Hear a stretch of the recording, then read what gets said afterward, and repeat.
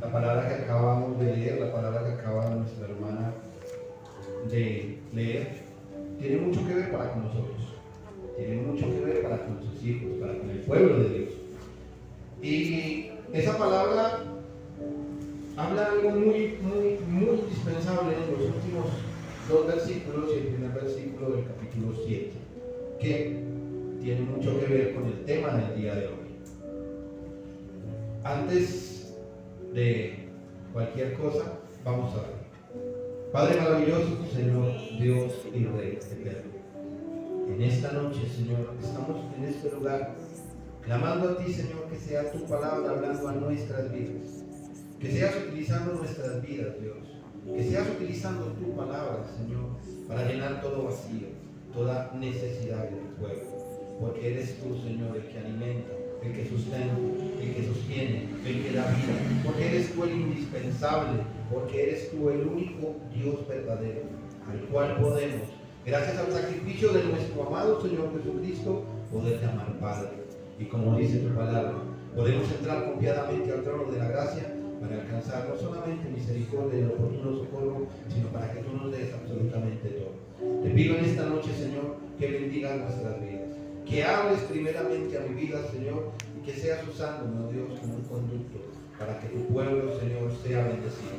Que tu palabra fluya en medio de tu pueblo, Señor, y que seas tú, Señor, supliendo la necesidad de cada uno de mis hermanos. Y a ti sea la gloria, a ti sea la honra y la alabanza, Padre, por siempre, por los siglos de los siglos y por la eternidad. En el nombre de nuestro Señor Jesucristo. Amén y amén. El mensaje para el día de hoy tiene un título muy bonito: Dios demanda. Dios demanda no a los de afuera, a sus hijos. En alguna oportunidad escuchaba a mi hermano Daniel Montaña en este púlpito decir que cuando Dios va a traer juicio, cuando Dios va a traer la rajatabla, comienza por su casa. ¿Sí? Y cuando nosotros como padres algo sucedió, algo hicieron nuestros hijos, y por lo general siempre que uno busca quién fue el que hizo el daño, aparecen siempre los mismos culpables. Yo no sé y yo no fui. Y esos dos culpables a veces hacen que sea necesario repartir por parejo a todos. Y comenzamos precisamente por nuestra casa. La palabra de Dios es clara. Puedo invitarlos al libro de Génesis, al capítulo 1, al versículo 27, 28. Dice la palabra de Dios: y creó Dios al hombre a su imagen, a imagen de Dios lo creó, varón y hembra los creó. Y los bendijo Dios y les dijo: fructificad y multiplicaos, llenad la tierra y sojuzgadla, y señoread en los peces del mar, en las aves de los cielos y en todas las bestias que se mueven sobre la tierra. Amén. Para todos los que en nuestras clases, cuando estábamos en nuestra época de estudio, de colegio, había una materia que de por sí me gustaba mucho. Se conocía como la materia la ética y valores. Recuerdo que la primera vez que tuve esta clase fue con una profesora bastante joven, una chica que no le pongo más de 27 años, y me dijo algo que me marcó: la base de la sociedad es la familia. La base de la sociedad es la familia. Y entonces, en este caso, basándome en lo que ella me dice, la ética y los valores vendrían a ser el fundamento de la familia. La materia de la ética reza: la familia es la base de la sociedad. Pero esta afirmación pierde, al igual que la ética, todo valor y significado en nuestra actualidad. No sé ustedes cuántos están enterados de las leyes que cursan en el Senado en este momento. Leyes como que el niño no se le puede decir que es niño o que es niña. Hasta los 5 años usted puede criar a su hijo, si es varoncito como varoncito, si es una damita como una damita. Pero un niño después de 5 años tiene el derecho de decir, si quiere, soy niño pero me siento niña. ¿Sí? No es el hecho de que yo me paro en la mitad de la autopista norte, ¿sí? En la quitar la autopista norte y decir, yo me siento un camión. Y viene un carro y me levanta y tristemente me doy cuenta de que no soy un camión, soy un ser humano. La Corte Constitucional hizo que colocaran este proyecto de ley. Un proyecto que a la verdad es perverso. Los científicos no, perdón. Los psicólogos hoy en día dicen de que a ti la biología no te define como hombre o como mujer. Que si naciste, lenguaje, digo por favor no excuse, pero debo utilizar el lenguaje. Si naciste con pene, no te identifica como varón. Que puede ser mujer. Y encontramos hombres que después de 40 años de vida, con familia, con mujer, con hijos, deciden decir que son mujeres. El daño que se genera, no en él, en sus hijos. La ética y los valores dicen que la familia es la base de la sociedad, pero ¿qué sociedad, qué familia tenemos en este momento? Miramos cómo catastróficamente ha fallado la ética y los valores. Porque hoy en día tenemos familias compuestas por 2 varones, por 2 mujeres, cuando la palabra es clara y dice, varón y hembra los creó Dios, hombre y mujer, y les dijo. El matrimonio es la primera institución que Dios coloca. Es la institución sagrada, porque Dios les dice que los bendijo Dios y les dijo, multiplíquense. Si la familia es la base de la sociedad, ¿por qué tanto afán por destruirla? Yo no me sentiría cómodo con 2 papás, 2 varones, y perdónenme lo que voy a decir, pero es incómodo para muchos ver a una mujer amamantando a su niño en un parque, en un centro comercial. Pero no es incómodo ver 2 hombres demostrando su afecto, muchas veces desenfrenadamente. Y vivimos en una sociedad donde se condena lo primero y se aplaude lo segundo. Con tristeza, debo decir que no es eso lo que Dios quiere para la humanidad. Digo por qué con tristeza. Porque el hombre ha abandonado a Dios. Hoy vemos filosofías huecas como el marxismo, el leninismo, como otras tantas, como la izquierda, o bueno, podemos llamarlo como queramos. Y vamos a encontrar que en todas estas corrientes hay algo que tienen en común: niegan la existencia de Dios. Es como decir nosotros que el oxígeno no existe. Deja de respirar de cuando aguantas. Aunque no lo ves, aunque no lo sientes, porque lo que sientes es el viento, el oxígeno está ahí y es indispensable para tu vida. El ser humano, en su ADN está la firma de su creador. No solo está la firma de su creador, en todo lo que el ser humano hace está la necesidad de Dios. ¿Por qué los indígenas hace mucho tiempo, antes de que llegaran aquí los conquistadores, sabían que había un Dios? Bueno, aunque ellos tenían muchos. Y su ética, su moral, sus valores eran correspondientes a esos dioses. Un Dios bueno, padre de todo, y un Dios malo, dañino, corrompido, destructivo. Estas filosofías huecas desplazan la mirada de la gente y la colocan en un lugar que no se debe. Alguien me dijo en alguna oportunidad es que el mejor negocio de Satanás siempre es hacerle creer a la gente que él no existe. Si Satanás no existe, entonces ¿de qué me cuido? Si Satanás no existe.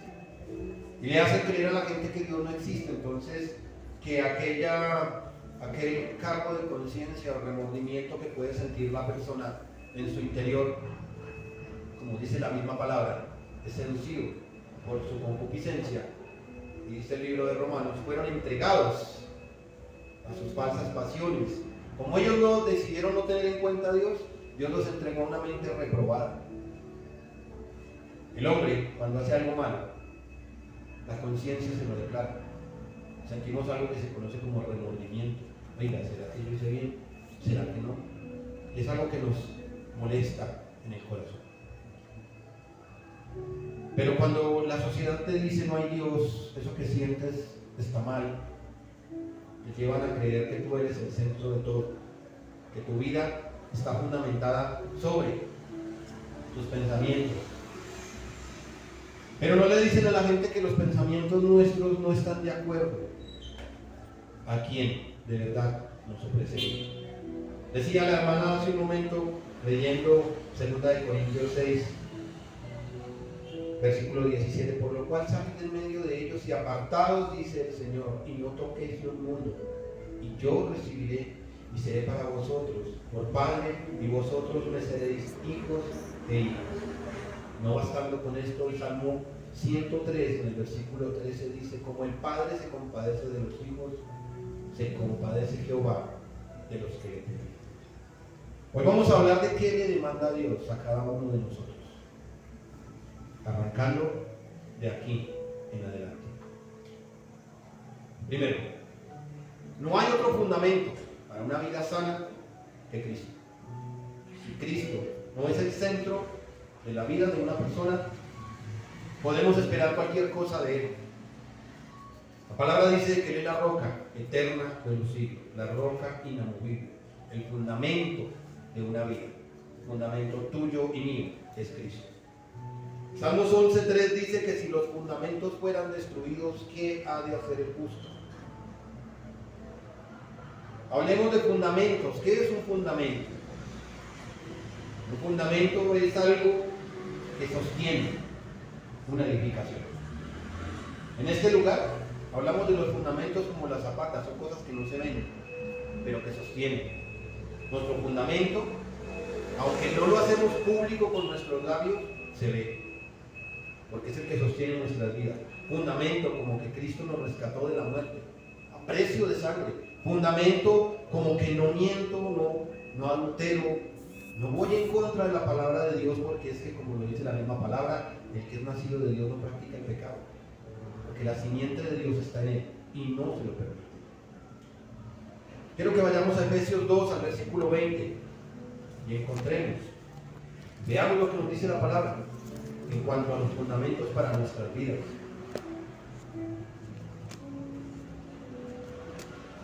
Efesios 2, versículo 20. Dice la palabra de Dios: edificados sobre el fundamento de los apóstoles y profetas, siendo la principal piedra del ángulo Jesucristo mismo, en quien todo el edificio bien coordinado va creciendo para ser un templo santo en el Señor. ¿Cuál es el fundamento según el versículo 20? Fundamento para todos los hijos de Dios. El fundamento, dice aquí la palabra, edificado sobre el fundamento de los apóstoles y los profetas. El fundamento de los profetas, ¿cuál es si no es la ley? La palabra de Dios. Y el fundamento de los apóstoles no es otro que el Evangelio, dado por el Señor Jesucristo.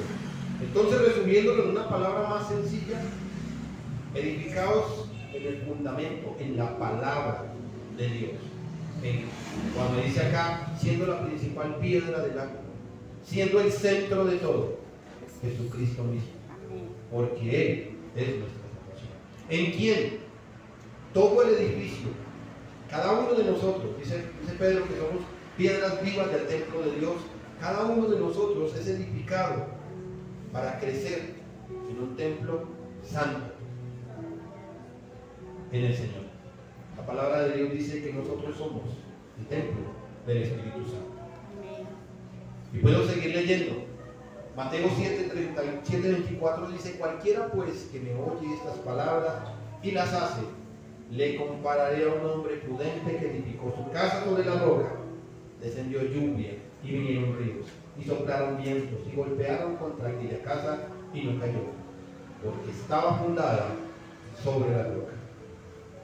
Definiendo qué es un fundamento,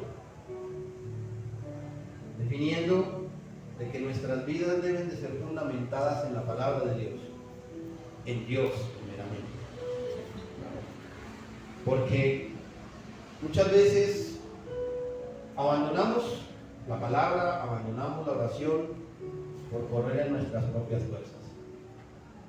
Aquí podemos mirar qué demanda Dios a nosotros, arrancando por la primera parte y la primera etapa de nuestra vida. Dice la palabra de Dios que edificados en el fundamento de, si hubiese sido obediente a Dios el tiempo, el momento que lo conocí, los dolores de cabeza que habría evitado sobre mi vida habrían sido muchos. Pero Dios ha sido misericordioso y aunque fui terco y fui como hubiese sido, Dios permitió que todo eso funcionara para bien y que el día de hoy pudiera estar acá. Como hijos, porque no importa el tiempo que pasemos, siempre vamos a ser hijos mientras papá y mamá vivan. Y cuando ellos partan, aún ese vínculo tardará mucho tiempo en desvanecerse. Papá y mamá, aunque se hayan ido, seguirán estando aquí y aquí.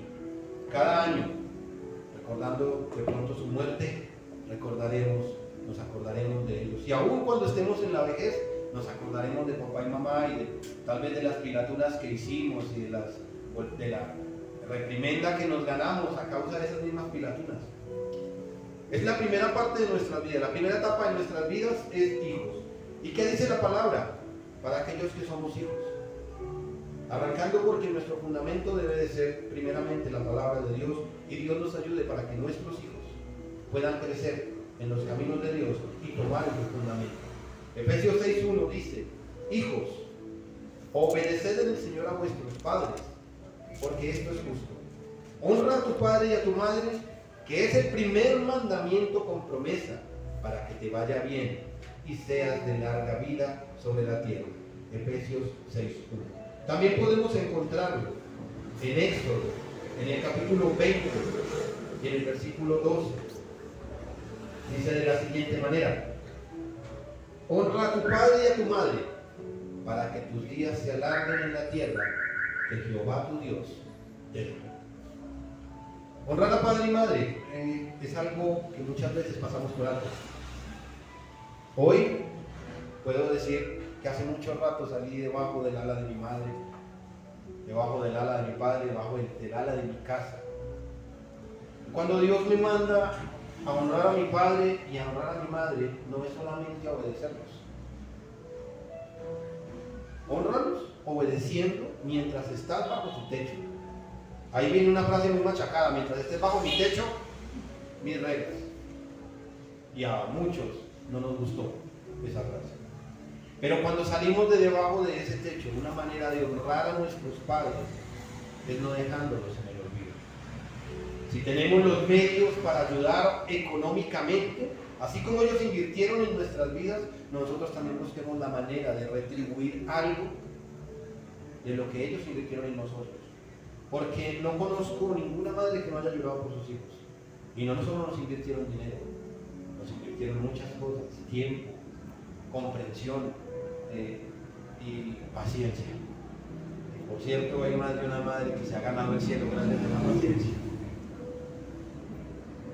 Ese vínculo en nuestras vidas estará, como les decía hace un momento, para siempre. Honrar a mi padre y honrar a mi madre, la Biblia me manda a cuidarlos. No sé si recordamos cuando la palabra de Dios dice que el Señor llamó a alguien y él le dijo: déjame, yo entierro a mi padre y te seguiré. En la cultura árabe, en la cultura del Medio Oriente, cuando papá está viejo, cuando papá tiene 80 años y no se puede valer por sí mismo, el hombre dice: déjame y entierro a mi padre. Le quiso decir: déjame, yo cuido a mi padre hasta que él muera y te seguiré. Y es normal que el hijo mayor sea el que tenga pendiente a su padre hasta el último de sus días. Es como la obligación de la cultura sostener a su papá en los últimos días. Por eso dice: déjame, entierro a mi padre y te seguiré. Como hijos es indispensable que tengamos en cuenta eso. Mientras papá y mamá están vivos, es una bendición poder contar con ellos. Hasta el momento no he contado con ese punto, gracias al Señor, pero cuando mamá parte he visto a muchos que el remordimiento los aqueja, los golpea. Teniendo el tiempo, no dan un abrazo, no le dicen, a mí la palabra vieja me parece un poquito ofensiva, madre, te amo, Dios te bendiga, gracias por todo lo que has hecho. Esa es otra manera de honrar a nuestros padres. Esa es otra manera de honrarlos, reconociendo el esfuerzo y lo que han invertido en nosotros, que no ha sido solo dinero. Las canas de mi madre no han sido gratis, muchas de ellas se las saqué yo. Y hablo de mi madre porque mi figura paterna fue solamente eso, una figura. La persona que estuvo ahí para reprenderme, enderezarme cuando me estaba torciendo fue mi señora madre. Y para los que me conocen, saben que no fui fácil, pero que gracias a sus oraciones y gracias a Dios, hoy puedo decir que estoy aquí. Y muchos han orado por mí. Y reconozco que honrar a mi madre no es solamente decir mi mamá es esta y yo la amo. Reconozco que honrar a mi madre es que cuando necesita y yo tengo cómo suplir, debo hacerlo. ¿Para qué? La palabra dice claramente, es el único mandamiento con promesa, para que te vaya bien y sea de larga vida en la tierra. Como hijos de Dios, Dios nos demanda como pueblo obediencia. Igual que a nuestros padres, Dios nos demanda obediencia. Cuando Dios manda a Saúl a enfrentar a un pueblo enemigo y le dices, acaba con todo, no dejes a nadie vivo. Y Saúl regresa de la campaña trayendo las ovejas y el ganado más gordo. Inclusive venía de amigos, digámoslo así, de buen amigo con el rey enemigo, cuando Jehová lo había mandado a hacer algo contrario. Samuel sale a su encuentro y le dice, se complace Jehová tanto en los holocaustos y víctimas, como en que se obedezca a las palabras de Jehová. Ciertamente el obedecer es mejor que los sacrificios, y el prestar atención que la grosura de los carneros. Parafraseándolo al día de hoy, ciertamente es mejor la obediencia que cualquier penitencia que nos coloquemos nosotros por tratar de agradar a Dios. Hacemos promesas como, Señor, si me das esto, hago esto. Por lo general siempre lo hacemos cuando estamos en una situación difícil. Señor, si tú me sacas de esto, te prometo que me voy a consagrar. No es de prometer, es de obedecer. Dios no te pide promesas, Dios te pide obediencia. El obedecer en el Hijo de Dios debe de ser algo natural. Obedecer cuando dice la palabra bendecir a los que os maldicen. No es fácil, pero es ahí donde Dios quiere obediencia. Cuando tu ego, cuando tu yo quiere tomar el primer lugar y tú le das el primer lugar a Dios y oras y bendices a aquel que te está maldiciendo, estás mostrando obediencia, y es lo que Dios busca y es en lo que Dios se agrada, como dice la palabra. Se complace Jehová tanto en los holocaustos y víctimas como en que se obedezcan a las palabras de Jehová. Muchas veces escuchamos la palabra de Dios y la sabemos de memoria, pero la pasamos por alto al momento de enfrentar la situación. En alguna oportunidad le dije a mi esposa, nuestros hijos, cuando están delante de nosotros, podemos decir que les hemos inculcado principios y valores. Pero esos valores, Él decide si los pone en práctica allá afuera, cuando no está delante de nosotros. Pero es triste, pero es una realidad. Muchas veces toman malas decisiones. Como hijos de Dios y como hijos de nuestros padres, Dios nos pide amor. Nos demanda amor. Cuando dice el Señor, vosotros sois la luz del mundo, es porque somos diferentes. Ese amor que nuestros hijos necesitan, que nuestros padres necesitan y que allá afuera necesitan, es el amor que proviene de Dios. Hoy en día el mundo tiene un concepto equivocado de amor. Palabras como vamos a hacer el amor solo incitan al acto sexual. Y cuando hablamos de amor allá afuera, hablamos de dos clases de amor: el amor por la familia y el amor sexual. Inclusive las mentes corrompidas tienden a no hacer diferencia entre estos dos amores y dicen que el amor que con uno se puede demostrar el otro. Y encontramos padres que abusan de sus hijos, hijos que intentan abusar de sus padres, y de todas las maneras posibles, como dice la misma palabra, encontrando con tristeza que no hay amor. Jesús les dijo: amarás al Señor tu Dios con todo tu corazón. Esto lo encontramos en Mateo 22:37. Cuando le preguntaban a los escribas y fariseos tentando a Dios, cuál era el mandamiento más importante de la palabra, de la ley. Dice en Mateo 22:37, Jesús les dijo: amarás al Señor tu Dios con todo tu corazón, con toda tu alma y con toda tu mente. Este es el primero y grande mandamiento. Y el segundo es semejante: amarás a tu prójimo como a ti mismo. De estos dos mandamientos depende toda la ley y los profetas. No es el mismo concepto de amor que de amor. Amarás al Señor tu Dios con todo.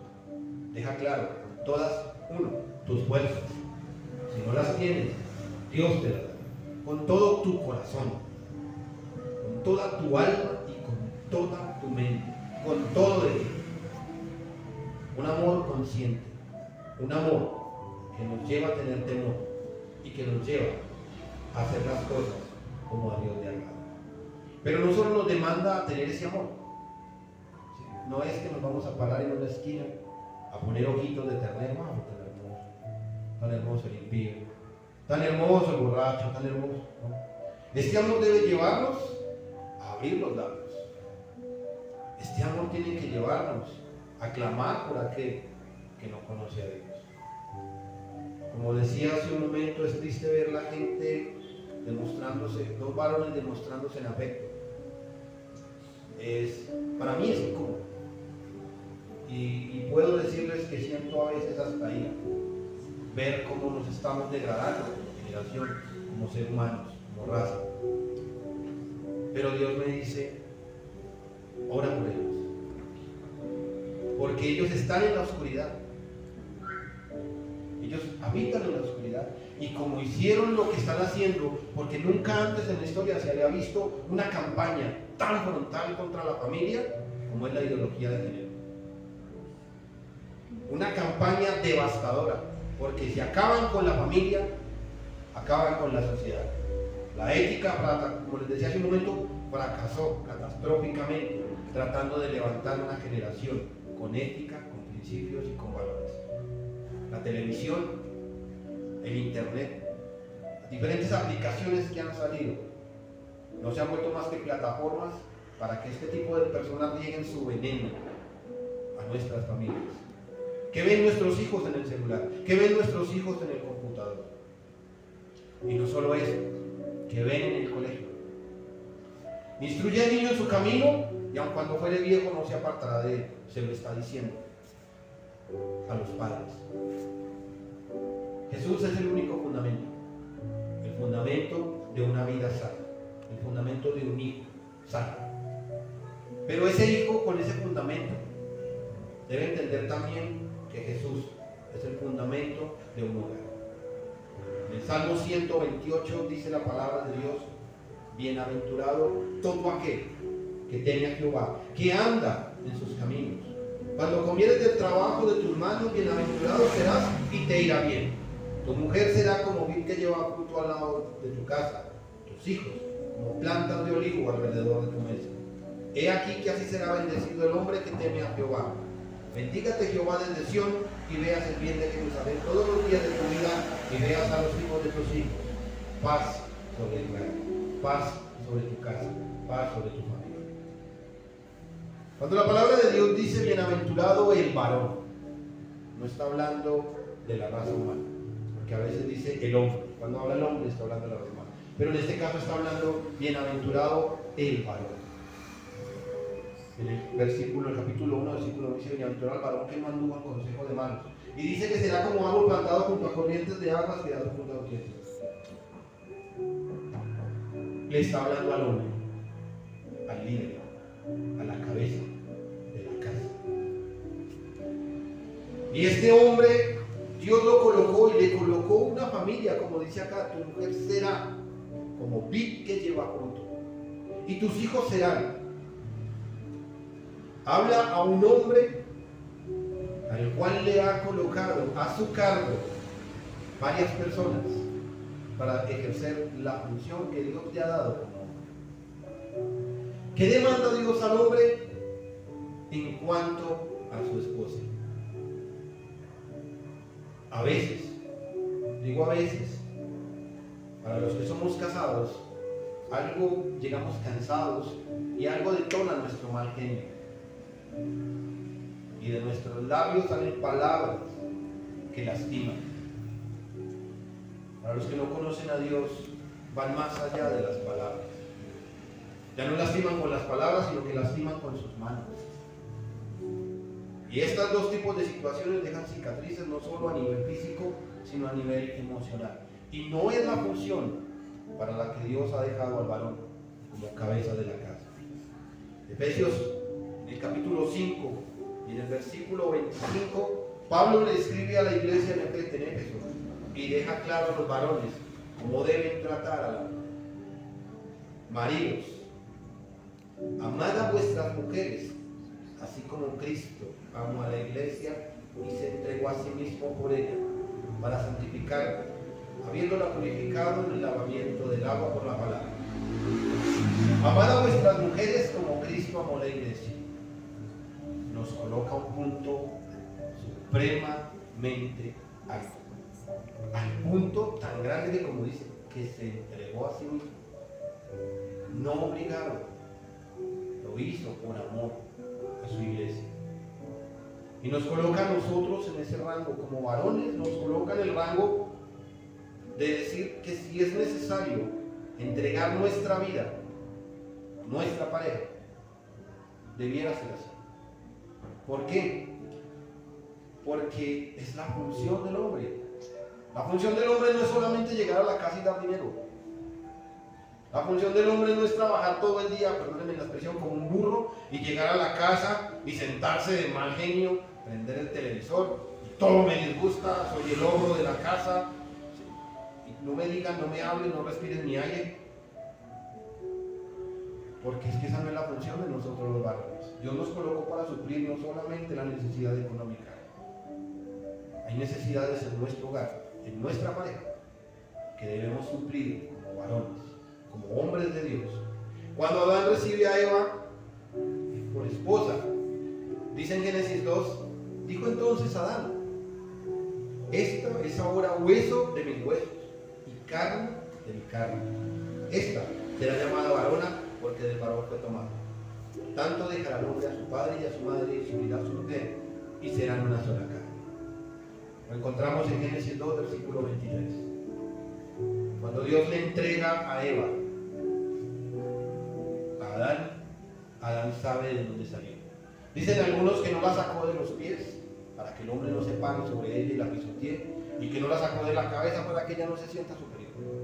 Para los que nos hemos golpeado una costilla, saben cómo duele, que cada vez que alzamos los brazos vamos a sentir el dolor. Dice que la sacó de las costillas porque nuestros brazos, que reflejan, que simbolizan protección, protegen precisamente nuestras costillas. Y dice él que es parte de él, no dice es extraña que Dios me ha dado, dice no, dice serán una sola carne. Reconoce de que aunque son dos personas delante de Dios como institución matrimonial, el deber de él es protegerla a ella como si fuera su propio cuerpo. Protegerla en el sentido de lo que necesita. Si necesita abrigo. Cuando dice esta parte de dejará, por tanto dejará el hombre a su padre y a su madre y se unirá a su mujer. Si conseguimos esposa, lo correcto es que busquemos para dónde irnos. No tratemos de, como dicen, nombrar a papá y a mamá llevándole a mi novia, a mi esposa, a mi mujer y después a mis hijos. Una casa dividida no funciona. Dejar a padre y madre para unirnos a nuestra esposa y protegerla. Dios nos llamó a ser cabeza del hogar. Ahí sí vamos a hablar de los aspectos en los que Dios nos ha llamado a ser cabeza. Primero, Primera de Corintios 11, en el capítulo 11, en el versículo 3 dice: pero quiero que sepáis, Cristo es la cabeza de todo varón, y el varón es la cabeza de la mujer, y Dios la cabeza de Cristo. Así como Cristo es nuestro proveedor en todo, y es nuestro Señor y cabeza, el varón debe de ser el proveedor de su casa no solamente en lo económico. Y aquí vamos a hablar de un aspecto muy importante y fundamental por el cual Dios colocó a nuestras familias. Dios nos colocó como sacerdotes. Y es fundamental eso, que como varones entendamos que estamos para guiar a nuestra familia en lo espiritual. El día de hoy felicito a mis hermanos por estar aquí, porque he notado con tristeza en servicios entre semana y aún en los mismos domingos contamos con una asistencia de mujeres que sobrepasa por 10 y hasta 20 veces la asistencia de los varones. Para los que somos cabeza de la casa, debemos estar delante de Dios más tiempo, porque es que a nosotros se nos va a demandar por las personas que nos colocó Dios a nuestro cuidado. Nos va a demandar nuestros hijos, nos va a demandar nuestra casa, nos va a demandar nuestra esposa y nos va a pedir cuentas, como con los talentos. ¿Qué hiciste con lo que te di? Por eso dice la palabra: instruye al niño. Como padre me está diciendo: mi hijo, usted es el sacerdote de su casa, usted responde por ellos. Como padre nos dice que no exasperemos a nuestros hijos para no desalentarlos. Y mea culpa, me confieso aquí, a veces he sido tan cansón obligándolos a ir a la iglesia, aunque no quieran, pero no quiero ser un mal ejemplo como lo fue Eli. Cuando Eli le habla a Samuel y le dice: sus hijos hacen lo que quieren, refiriéndose a Ofni y a Finees y su padre, y Eli no les ha estorbado. Como padres no debemos exasperarlos, pero sí debemos encaminarlos, aunque no les guste. Somos cabeza para proveer a nivel emocional, para que nuestra pareja, nuestra casa, se sientan seguras. Alguna vez le preguntaba a mis niñas: si ustedes van por la calle, hablemos a esta hora, y ven en la esquina que viene un hombre, un habitante de calle, o una persona consumiendo drogas, y van solas, ¿qué sienten? Miedo, temor. Y si yo voy con ustedes, no, ya no tengo miedo. Eso es parte de nuestra vida de varones. En el hogar somos protección, así como Dios nos protege. Nosotros debemos proteger.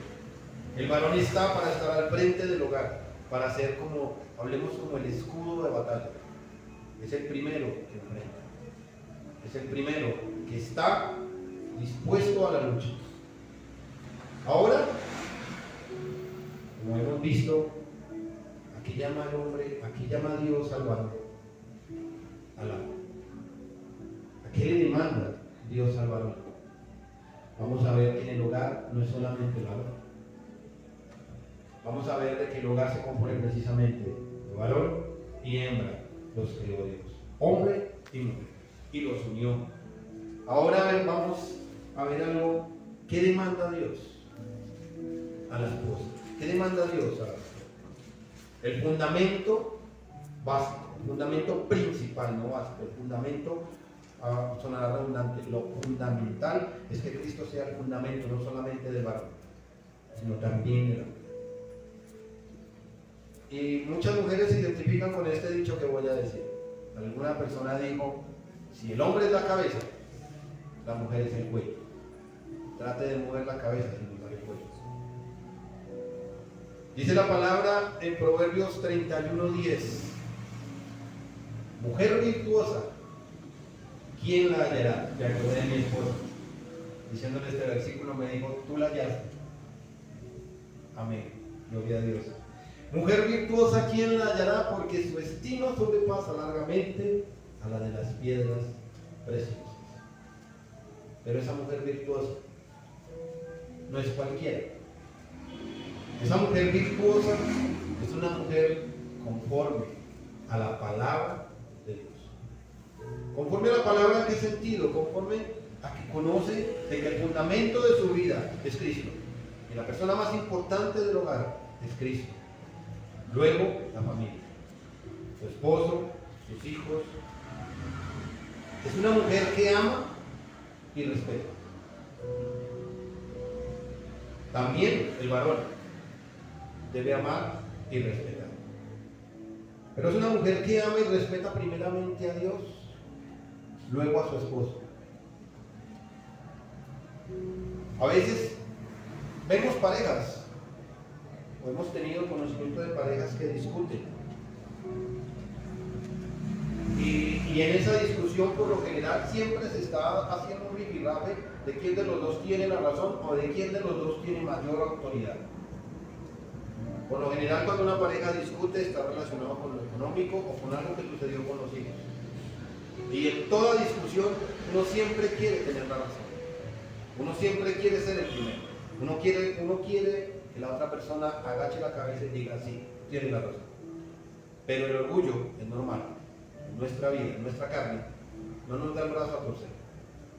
Y ahí es donde nace la discusión. Por eso dice que es una mujer conforme a la palabra de Dios, que ama y respeta a Dios. Mujeres, ustedes, la palabra lo dice, son virtuosas. Y si seguimos mirando, en Proverbios, podemos ir a Proverbios 14, al versículo 1, para que vean lo importantes que son ustedes en el hogar.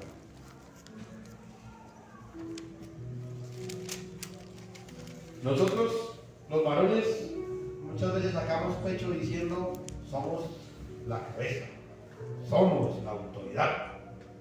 Y sí, a veces suena hasta bonito. Pero Proverbios 11:1 dice que la mujer sabia edifica su casa, mas la necia con sus manos la derriba. Alguien me dijo en alguna oportunidad es que la mujer educa al hombre y el hombre educa a la mujer. Nosotros los varones somos un poquito despistados en muchas cosas.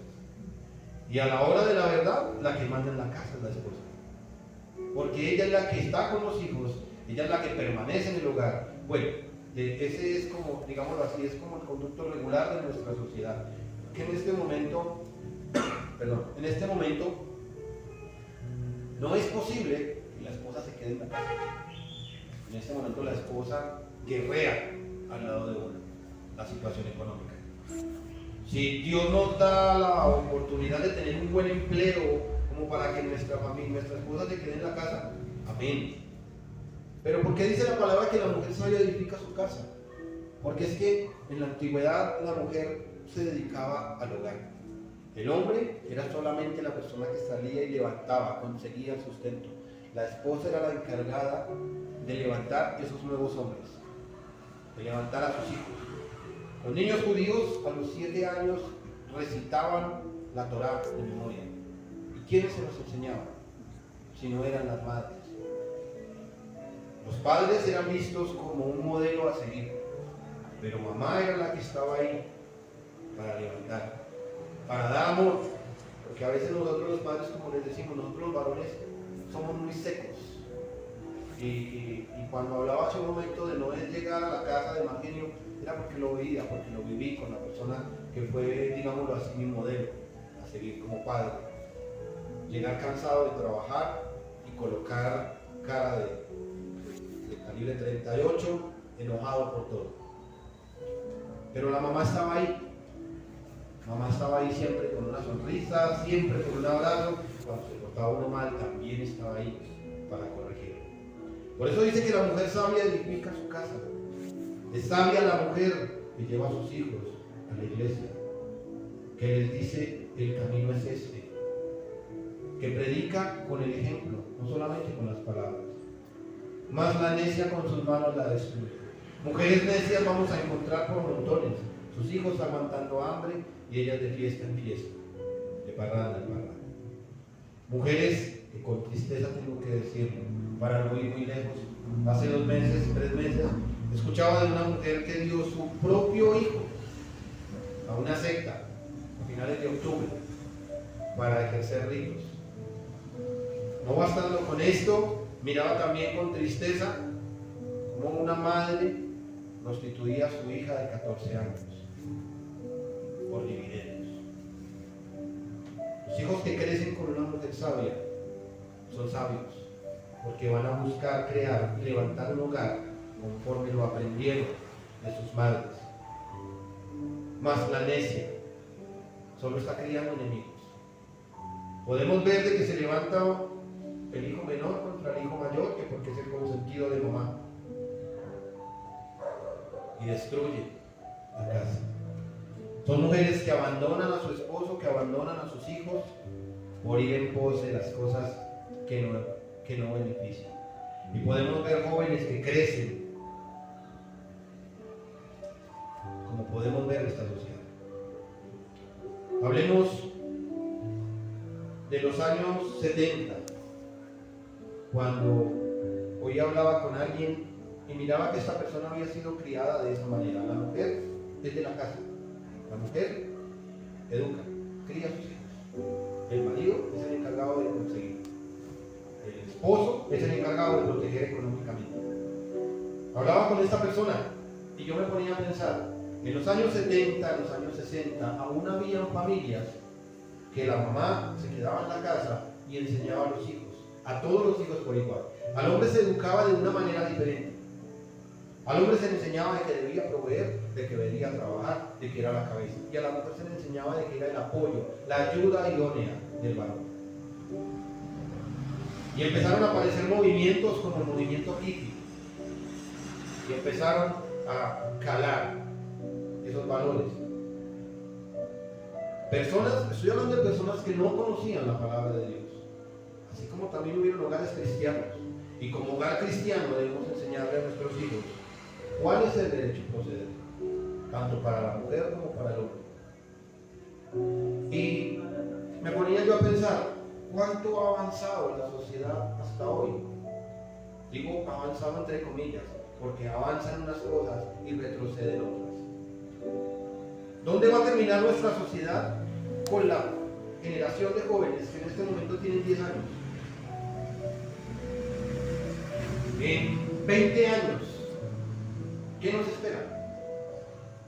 Digo que nos espera porque no sé quién de ustedes se haya tomado el tiempo para sentarse a ver lo que nuestros hijos ven en los canales infantiles. Los invito a que se saquen 4 horas y vayan a los canales y a los programas que ellos ven y vamos a encontrar qué les están vendiendo. Al que no le están vendiendo hechicería, le están vendiendo ideología de género. Al que no le están vendiendo hechicería, ideología de género, le están diciendo, tú puedes ser lo que quieras ser. Programas devastadores en nuestro país, como Pandillas, Guerra y Paz. Y todo eso lo vemos ahora reflejado. En 20 años, yo creería que la pedofilia ya es ley. Porque si el movimiento gay consiguió el estatus que tiene ahorita en aproximadamente 50 años, a la velocidad que estamos avanzando, en 20 años, la pedofilia que está comenzando su campaña, como lo comenzó el movimiento gay, estará con un estatus de protección igual del que goza hoy el movimiento gay. Y hoy en día es prohibido decirle al hombre que está haciendo mal. Pero la mujer sabia le enseña a sus hijos que varón y hembra los creó Dios. Y que el hombre es el sacerdote de la casa. Y que la mujer es la ayuda idónea. En Efesios 5, en el capítulo 5, en el versículo 22, Dios lleva a Pablo a escribir en esta carta de que las casadas estén sujetas a sus propios maridos. ¿Cómo? Al Señor. Sujetas, obedientes, siempre y cuando el esposo sea un modelo a seguir espiritualmente. Porque no es que el esposo entonces se emborrachó y vamos a tomar. No es que yo tengo que estar sujeta a mi esposo. No. Por eso dice como al Señor. Si el varón está sujeto a Cristo. Como le llamo hace un momento, la cabeza del varón es Cristo. Si no tiene por cabeza a Cristo, clama por Él. Sujétate en lo que te conviene y en lo que debes sujetarte, como dice la palabra. El principio es la obediencia primeramente a Dios. Buscar de Dios. Esta mujer, la mujer virtuosa, busca de Dios para que su vida sea llena de bendición, como dice la palabra. El principio de la sabiduría es el temor a Jehová. La virtuosidad de la mujer es el temor de Dios. Cuando Dios dice que es la ayuda idónea, cuando nosotros lo clamamos como ayuda idónea, es una mujer capaz de sostener, apoyar, resistir, influenciar, defender y socorrer. Y está dispuesta a estar de rodillas con su esposo por su casa. No es pelear entre nosotros. No es buscar un culpable. En alguna oportunidad alguien me dijo, no ataques al problema, no ataques a la persona, ataca el problema. Mira quién está detrás del problema. Hablando espiritualmente, debemos estar dispuestos. Cuando dice que es la ayuda idónea, no quiere decir de que Dios me mandó al trabajo y ella a la casa. Me confieso, soy pésimo para hacer oficio. Le digo a mi esposa que yo estoy médicamente incapacitado para hacer oficio. Pero si podemos colaborar en la casa, colocarnos el delantal de vez en cuando, no está mal. Nos enseñaron de que el hombre que se mete a la cocina, algo raro tiene. Y a veces yo me acuerdo cuando estaba joven, pequeñito, y entraba a la cocina, mi abuela y mi mamá me sacaban chorteados. Con frases que como que el hombre que se mete a la cocina huele a popó de gallina, y con eso lo sacaban a uno. Pero hoy en día no lo hago siempre. Me meto a la cocina, mi esposa sabe que cocino bien, pero que hago un desastre, y como estoy médicamente incapacitado para hacer oficio, se imaginarán cómo le dejo la cocina. Pero sí, el hombre debe también ayudar en el hogar. La esposa es la ayuda idónea, es esta persona que nos escucha muchas veces cuando llegamos cansados de tener un mal día. Como madres, Dios demanda, el Deuteronomio 6, y estas palabras que yo te mando hoy estarán sobre tu corazón, y las repetirás a tus hijos, y hablarás de ellas estando en tu casa, con el padre, andando por el camino, al acostarte y cuando te levantes, y las atarás como señal en tu mano, y estarán como frontales entre tus ojos, y las escribirás en los postes de tu casa y en tus puertas. Un trabajo en equipo, un trabajo del varón o líder espiritual de su casa y de la mujer como ayuda idónea, ya que la mujer es la que pasa mayor tiempo con los hijos y es con lo que mayor confianza tiene. Edifica su casa. La mujer sabia edifica su casa. Dice la palabra en el Salmo 127, y esto es para que todos lo tengamos en cuenta. Salmo 127, capítulo 1. Si Jehová no edificar la casa, en vano trabajan los que la edifican. Si Jehová no guardare la ciudad, en vano vela la guarda. Es solo en la presencia de Dios que se consigue la victoria. Y la mujer virtuosa lo sabe. ¿Por qué habla de que la mujer virtuosa quién la hallará? Y por qué dice que la mujer sabia edifica su casa? Porque esta mujer entiende de que aunque su hijo sea duro y difícil, es en la presencia de Dios que va a conseguir que este joven llegue a los pies de Cristo. Sé que mi madre ha orado mucho por mí, como sé que ora por mis hermanos aún, por todos nosotros. Como sé que mi esposa ora por nuestros hijos. Es la mujer virtuosa la que sabe que la victoria está en Dios. Sin decir nombre, alguien me dijo, ¿cómo me voy a perder este momento? Después de tantos años de doblar rodilla por él. Y esas palabras calaron en mí, porque cuando esta persona me dijo eso, yo recordé a mi mamá cuando yo andaba en malos pasos y me dijo, yo ya no ligo más con usted, se lo entrego a Dios. Dice que aún así seguía orando por mí. Una vida fundamentada en la palabra viva de Dios es una vida estable y equilibrada. Debemos fundamentar a nuestros hijos en la palabra de Dios. Aunque no quieran escucharlo, deberán escuchar. Ahí sí entra la frase, mientras estén bajo mi techo y coman mi comida, se someten a las reglas. Quieren hacer lo que quieran, háganlo afuera. Pero mientras estén aquí, no va a pasar. Una vida equilibrada, una vida estable, porque el centro de todo es Cristo. El fundamento, no solamente de una vida, también de una familia, de una congregación, de una sociedad. Ese fundamento debe de ser en todo tiempo y momento Dios. Porque Él quiere, como decía hace un momento en el Salmo 103, como se compadece el Padre de sus hijos, así se compadece Jehová de los que le temen. Porque Él quiere que todos seamos bendecidos. Y como nuestro Padre no quiere que suframos. ¿O quién de nosotros está criando una hija para que un hombre bebe y la golpee? ¿O quién de nosotros está criando un varón para que consiga una mujer que solamente le saque el dinero y lo engañe cada vez que quiera? Ninguno de nosotros lo está haciendo. Anhelamos que nuestros hijos tengan lo mejor. Los estándares que muchas veces nos colocamos nosotros son demasiado altos para ellos. Y Dios nos coloca estándares que también son demasiado altos para nosotros. Y así como Dios vio que esos estándares eran muy altos, envió a alguien que los cumplió y que en Él podemos cumplir esos estándares. Ayudemos en lo que podamos ayudar a nuestros hijos, a nuestra esposa, a nuestra congregación, a nuestra casa. Como padres, como esposos, no olvidemos que Dios nos colocó como líderes, como cabezas. Como esposas, Dios las colocó como ayudas idóneas. Idóneo quiere decir preparado, capaz, apto.